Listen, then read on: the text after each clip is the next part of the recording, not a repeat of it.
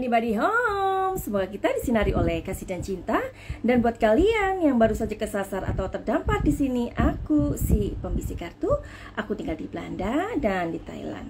Oke, buat kalian yang baru kesasar di sini, selamat datang ya.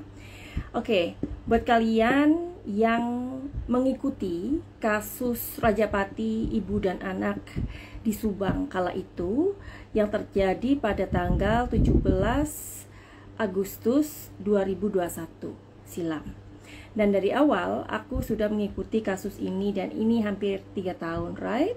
Dari awal aku memberikan sebuah prediksi. Aku mengatakan bahwa kasus ini bakalan lama dan complicated, ya. Terus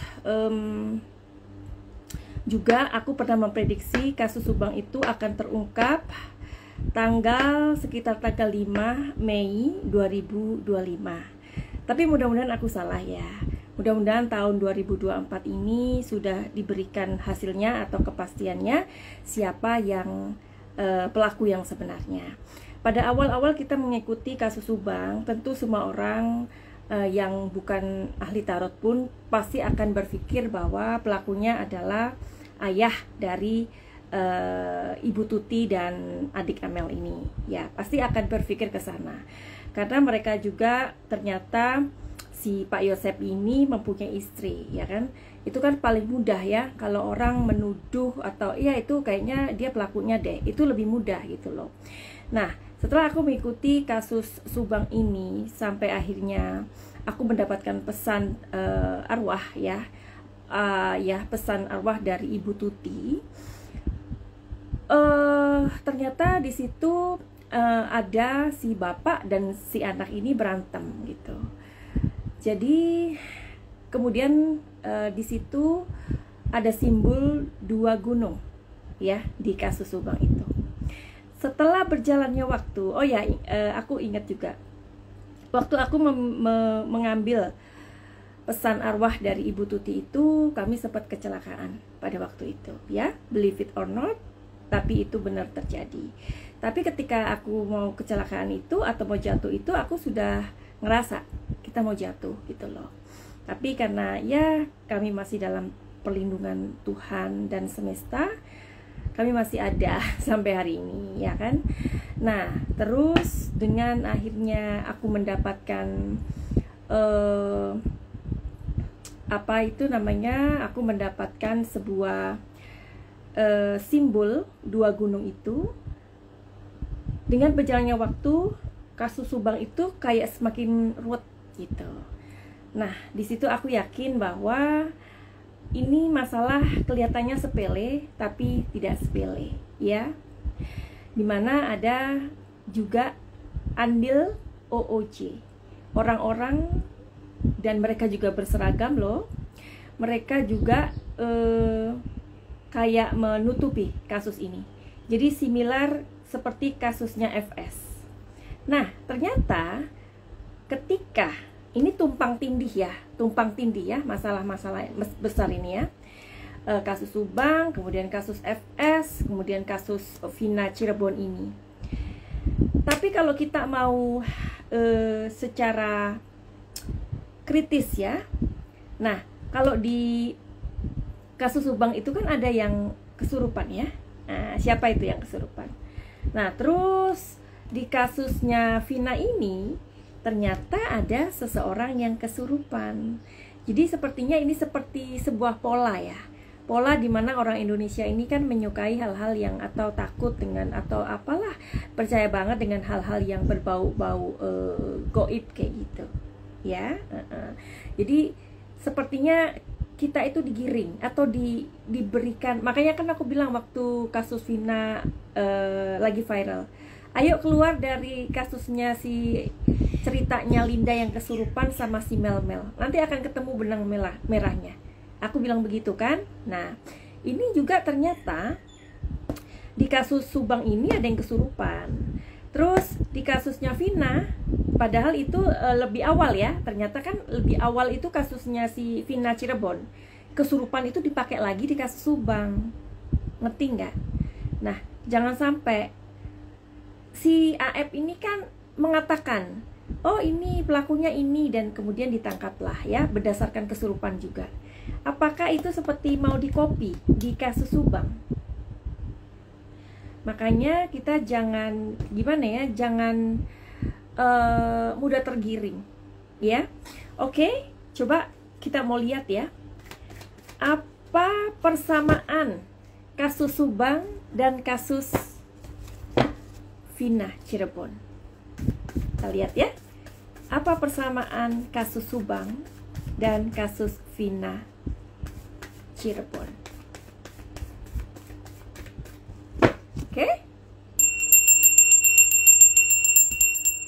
Oke, Madam Suki selalu mau membunyikan ini. Ini bukan untuk mengundang setan, iblis gitu. Nggak ada ya, dalam kamus aku nggak ada. Jadi aku selalu membunyikan apa ini namanya, lonceng. Itu untuk mengambil informasi-informasi di dalam alam semesta ini. Oke, mudah-mudahan kita bisa cari tahu. Apa persamaan kasus Subang dan kasus Vina Cirebon?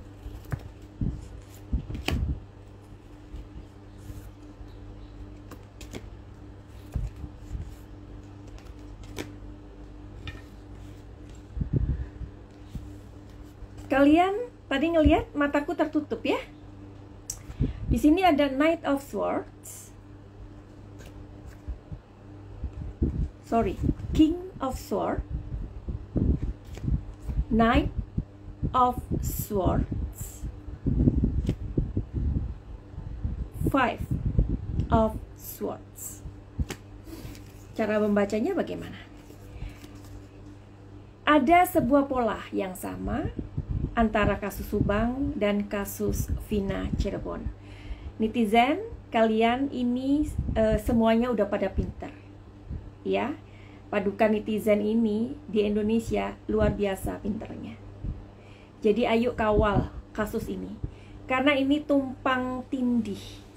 Dari awal aku mengatakan ya, kasus Subang bukan kasus biasa, bukan ya, karena ada persamaan. Persamaan ini dipakai ya. Kalau mungkin kalian mendengarkan ada persamaan ini, ternyata itu memang benar. Misalkan kasus Vina Cirebon, ada seseorang yang katanya itu sahabatnya, tapi nggak ngaku ya, teman biasa katanya. Itu dia kesurupan. Kemudian dikasih uang, dia baru ngaku dikasih uang 60 juta, entah itu untuk apa. Ya, persamaan. King of Swords artinya orang yang orang yang ini ya, yang apa tuh namanya, yang melindungi propertinya. Jadi orang, pelakunya ini, dia menyuruh orang-orang lain yang dibayar ini untuk menutupi kasus ini. King of Swords. Jadi ini orang yang menutupi. Dan orang ini dia kayak melindungi propertinya. Dia melindungi apa yang dia lakukan, apa yang supaya dia tidak tersentuh hukum itu. Ya. Oke. Knight of Swords. Di sini ada sebuah coba kalian lihat. Ini ada motor, ini ada orang berlari. Jadi ibaratnya ini adalah pelakunya. Di sini adalah polisinya. Bisa nggak ketangkep? Orangnya ini yang mengejar, dia berlari. Sekuat apapun dia berlari, tetap tidak akan bisa mengalahkan yang bermotor ini. Kok pas geng motor ya? Oh bukan, geng kuli. Gimana sih kalian ini? Nah oke lah, whatever itu. Jadi ini, orang ini adalah, ibaratnya ini adalah hukum. Ini adalah pelaku. Bisa nggak hukum menangkap orang ini? Karena dari kecepatannya aja nggak balance, nggak sama, nggak seimbang. Ya. Terus di sini ada Five of Swords. Jadi Five of Swords itu ada orang-orang yang dituduh. Five of Swords artinya orang yang dituduh, ya, orang yang dituduh. Jadi orang-orang yang dituduh ini yang kasihan. Aku pernah ngasih tahu sama kalian, ya, waktu pas Vina Cirebon lagi viral, baru pertama kali, pada saat Saka Tatal itu ngomong, speak up, dan banyak orang tidak percaya. I know, tapi aku percaya dia, ya. Nah, jadi ada orang-orang yang akan dikambing hitamkan. Hati-hati. Jadi di kasus Subang ini sepertinya kayak gitu. Makanya kenapa netizen itu terbagi 3, ya. Ada yang menyangka, menuduh Pak Yosep CS itu pelakunya. Ini kita ngomongin between kasus Subang, between kasus Subang and kasus Vina Cirebon, ya. Ternyata polanya sama. Ada orang-orang yang kesurupan, ya. Terus ada orang-orang yang dibayar. Ini orang-orang yang, jadi polanya sama. Jadi pelakunya ini dia membayar, ya. Dan ini hukum nggak bisa menyentuh dia. Ini pelaku, ini hukum. Dan di sini ada orang yang dikambing hitamkan. Nah, pada saat Saka Tatal bersuara itu, aku sudah memberikan prediksi aku. Kalian bisa lihat awal-awal di live streaming aku di YouTube Madam Suki. Aku bilang kalau bisa jadi 7 orang itu bukan pelakunya. Dan kemarin di Instagram aku, kalian boleh cek, 7 orang itu semua energinya positif. Berarti mereka, disclaimer, bisa-bisa bukan pelakunya. Oke, jadi ini adalah persamaan kasus Subang dan kasus Vina Cirebon. Jadi mari netizen, kita mesti kawal kasus ini, karena kita mau hukum itu berdiri tegak lurus, ya, tidak tumpul ke atas. Dan kasus Vina ini sebenarnya kasus apa? Apakah ada misteri besar yang menutupi? Kalau di kasusnya Subang, ya, ini kan Danu itu akhirnya dia memberikan sebuah pengakuan. Tapi kita juga harus mengawal kasus ini. Oke, Danu bersalah, ya. Tapi jangan sampai hukum itu dijatuhkan hanya dari pengakuan Danu. Kenapa 3 orang itu, MAA itu tidak ditangkap? Sampai hari ini loh, tidak ditahan maksudnya. Walaupun mereka pelaku. Pernah ada nggak orang yang sudah menjadi pelaku tetapi tidak diamankan? Nggak ada kan? Mungkin hanya di kasus Subang. Karena buktinya kurang.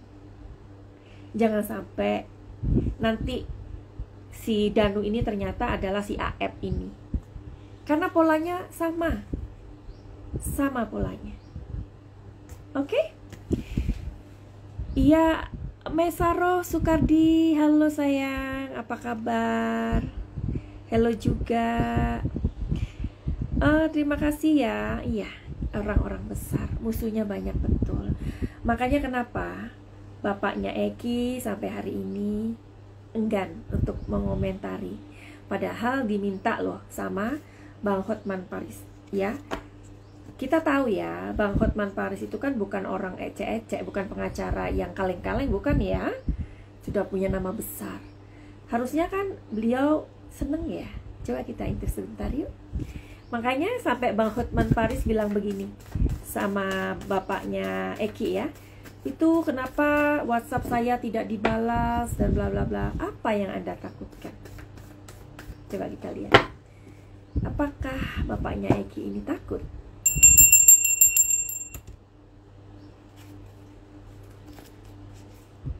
Takut. Mbak Maisaro Soekardi bilang ya, orang-orang besar. Ini adalah kita ini belajar memahami gambar, ya, belajar memahami sebuah apa ya namanya, gambar di sini. Ibaratnya di sini adalah bapaknya Eki. Di sini siapa? Misalkan dia ada di sini. Yang di sini siapa? Ada 8 tongkat ini. Kalau pertanyaannya seperti yang Bang Hotman tanyakan, katakan, takut apa? Pertanyaannya, apakah dia takut? Iya. Kenapa? Keluar orang yang sedang bingung. 1, ini 7 ya, 7 cangkir. Bingung, gamang, blunder. Karena yang ada di sekitarnya ini bukan orang-orang kayak kita, bukan. Tapi orang-orang yang mempunyai pengaruh uang.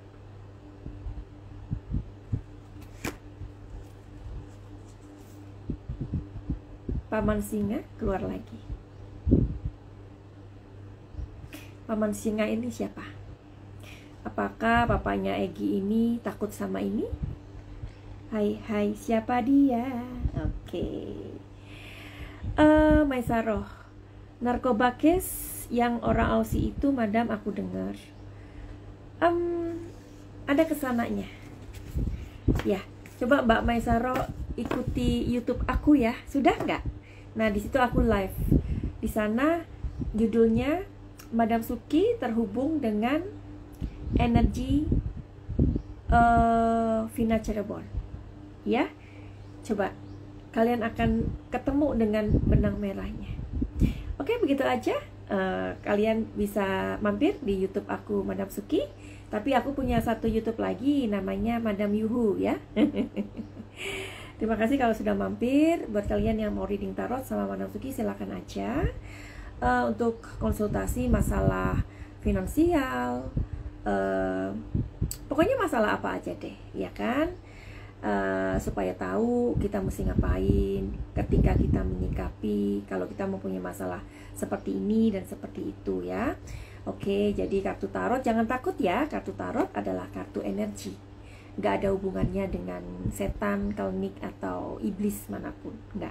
Ini kartu energi, dan kartu energi ini sudah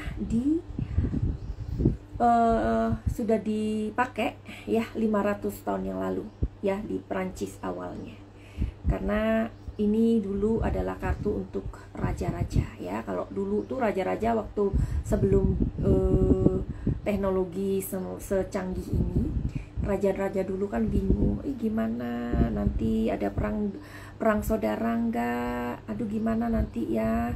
Apakah cuaca tahun ini bagus atau tidak? Nah, kemudian spiritual di zamannya itu dia menggunakan kartu tarot itu dan mengatakan, membisikkan kepada raja, oh ya, nanti 3 tahun dari sekarang ada masa yang sangat mengkhawatirkan, di mana ada wabah, ada ini, ada kelaparan, ada itu, ada ini, ada itu, ya. Jadi ini populer 500 tahun yang lalu, digunakan di Eropa, begitu, ya.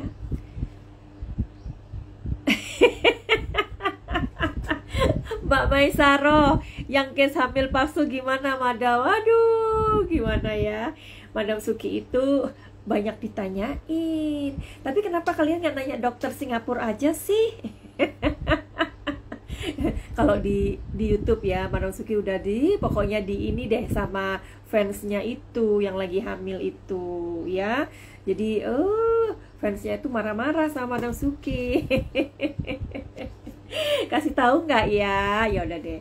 Jadi buat kalian yang mau konsultasi silakan ya. Oh ya, sebentar. Oke. Jadi aku punya 3 novel ya. Daun yang berkisah, Secangkir Kopi, dan Simbok. Jadi ini adalah karyaku yang aku tulis. Buat kalian yang di Indonesia bisa bisa order dan bertanya ya berapa harganya begitu. Terus buat kalian yang mau konsultasi tentang masalah kalian, nanti misalkan masalahnya itu berat ya kan, Madam Suki punya solusinya di program Pakai Cahaya, oke? Dan buat kalian yang mungkin ada keluarganya anaknya atau keluarganya yang mungkin ada yang penderita autis, boleh diinikan sama Madam Suki. Mudah-mudahan kita berjodoh, karena ada beberapa anak-anak yang autis yang sudah Madam Suki obati, dan alhamdulillah puji Tuhan mereka membaik. Jadi autis itu tidak bisa sembuh, cuman Madam Suki bisa membantu untuk mengurangi gitu ya. Buat kalian yang juga mempunyai trauma, atau juga kalian yang punya inner child yang terluka, atau kalian mempunyai masalah dengan kejiwaan atau misalkan kalian itu mempunyai jiwa yang narsisistik, nah itu harus di healing ya. Terus kalian yang mungkin punya gangguan emosional tidak stabil, silakan aja ya. Kebanyakan klien Madam Suki sudah datang dulu ke psikolog, bahkan ke psikiater, tapi kalian boleh datang dulu ke sana ya, karena memang itu dibutuhkan oleh jiwa kita. Oke, what do you think? What do you think? Nah, aku belum bisa ting-ting sekarang. Mungkin ya nanti Mbak Maisaro ya, kita ini lagi ya, si yang hamil itu ya. Aduh, gimana sih kalian itu? Semuanya jadi kepo deh gara-gara ada yang Hamidun ya kan. Sebenarnya Hamidun dan tidak Hamidun itu ya biasa aja sih. Tapi kalian ini pasti penasaran karena kan ada something gitu kan, yaitu kan. Oke deh, gitu aja finally, begitu aja. Send love and light. Salam Madam Suki di Thailand. Salam Cahaya. I love you all. Bye bye.